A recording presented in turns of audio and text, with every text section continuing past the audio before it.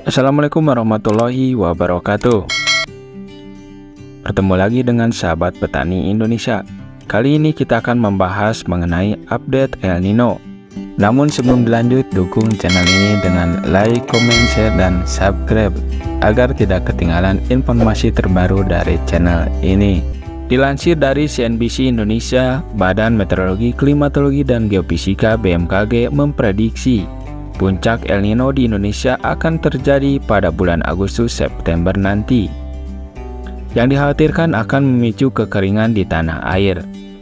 Presiden Joko Widodo memanggil sejumlah menteri dan menteri koordinator serta kepala lembaga dan menggelar rapat terbatas antisipasi fenomena El Nino di Istana Kepresidenan pada hari Selasa 18 Juli 2023.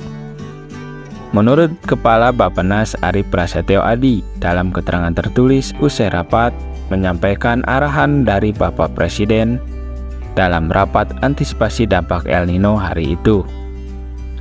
Bappenas diminta menyiapkan dan menghitung secara cermat stok pangan nasional. Ini penting dilakukan agar ketersediaan dan stabilitas pangan tetap terjaga dan mengantisipasi dampak kekeringan ekstrim akibat El Nino, yang menurut BMKG diperkirakan pada Agustus-September ini. Dengan kondisi stok beras yang ada di Perumbulok saat ini yang mencapai 735.000 ton, menurut Ari, pemenuhan cadangan beras pemerintah dari produksi dalam negeri terus dilakukan. Penguatan stok pangan ini terus dipercepat dengan menaikkan stok Bulog dari 735.000 ton menjadi 1,2 juta ton sesegera mungkin. Paralel dengan upaya peningkatan produksi padi sehingga dampak El Nino terhadap ketahanan pangan dapat kita minimalisir sekecil mungkin. Hal ini sejalan dengan arahan Presiden Joko Widodo yang meminta Menteri Pertanian Syahrul Yassin Limpo untuk menyiapkan lahan 500.000 hektar sehingga nanti dapat memasok stok beras ke Bulog sesuai target Bappenas mencapai 2,4 juta ton beras hingga akhir tahun 2023. Sementara itu, Kepala BMKG Dwi Korita Karnawati memperingatkan efek El Nino akan berdampak pada ketersediaan air atau kekeringan. El Nino ini intensitasnya lemah hingga moderat, sehingga dikhawatirkan akan berdampak pada ketersediaan air atau kekeringan, juga produktivitas pangan atau berdampak terhadap ketahanan pangan.